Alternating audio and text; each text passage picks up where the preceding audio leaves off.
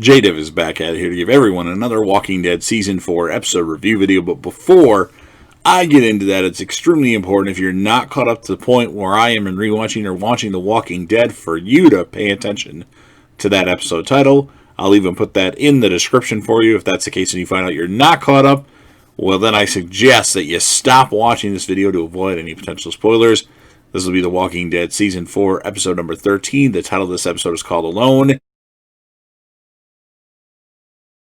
This will be my review, reaction, recap of the episode. This episode I've seen a few times, just reviewing it for the channel to have it on there, and reviewing it due to the fact that they announced that The Walking Dead Season 11 will be the conclusion of the main Walking Dead show, not necessarily the Walking Dead story. So we start off with a flashback, Bob wandering on his own.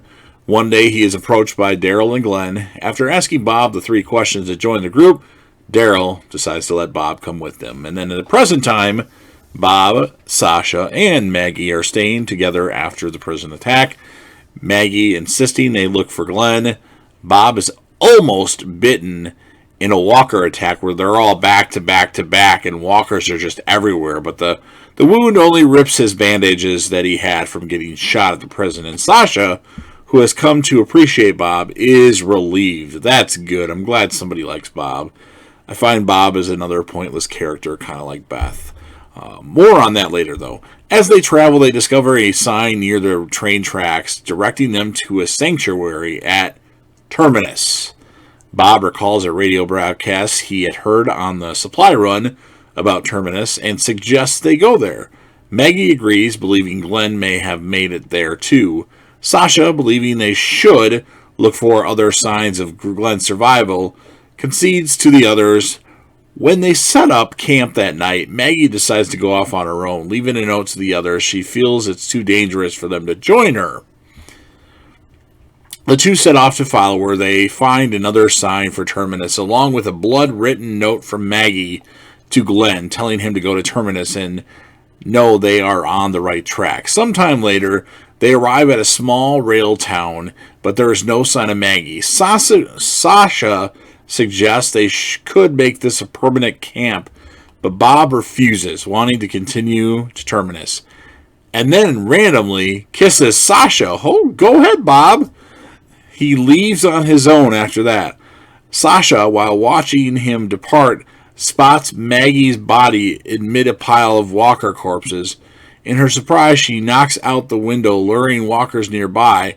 Maggie, who had only used the walker corpses to mask herself while sleeping, wakes up and helps Sasha kill the walkers.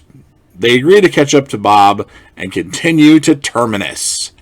And then other things that happen in this episode, maybe not at the exact, maybe a little bit out of order, but Daryl teaches Beth how to use and track, how to track and use his crossbow.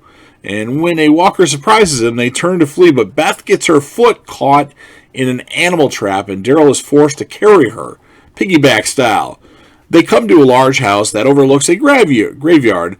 Daryl secures them inside, and they discover it is actually surprisingly well-kept funeral home. The rooms are clean, there is a supply of food, and various dead walkers are dressed up in formal wear as if for a funeral. Daryl believes somebody has been keeping the place but cannot find that person.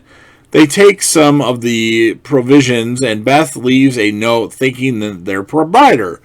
As they wait out the night, Daryl hears a dog barking at the door, but when he goes to see, the dog runs away. Sometime later, the dog barks again, but when Daryl answers the door, a group of walkers flood the house.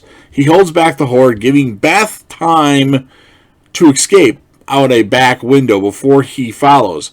He exits the house just in time to see a car driving off with a white cross on the rear window. Seeing Beth's bag nearby, he realizes she has been abducted and tries to chase down the car to no avail. After a while of walking, Daryl just starts to walk and walk and walk. You can see his hair is all wet and not as I don't know. You can tell he's been walking for a while. Daryl decides to collapse to find himself surrounded by several armed men the same men or group that previously had invaded the house that Rick, Carl, and Michonne were in.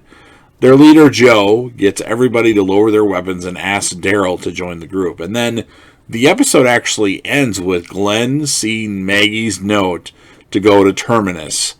And that's it. So, I mean, the episode was okay. I found it a little boring at times. It was definitely better than the last episode. Still, the worst episode, at least at the moment, in rewatching The Walking Dead. I'm going to give this episode a score of a 7.9 out of 10. And my character of the episode, even though I think he's pointless, is Bob. Bob developed a lot in this episode. Like, he became more important and developed a lot. He kissed Sasha. He led the way. He got a little bit of a backstory. He was the character of the episode. I could have gave it to Maggie. I could have gave it to Daryl. I could have gave it to Beth. But you know what? I'm giving it to Bob. So those are my opinions. Now it's time to hear yours. So if you're a fan of Walking Dead and you like this episode and you like this season and you like this show, go ahead and smash that like button.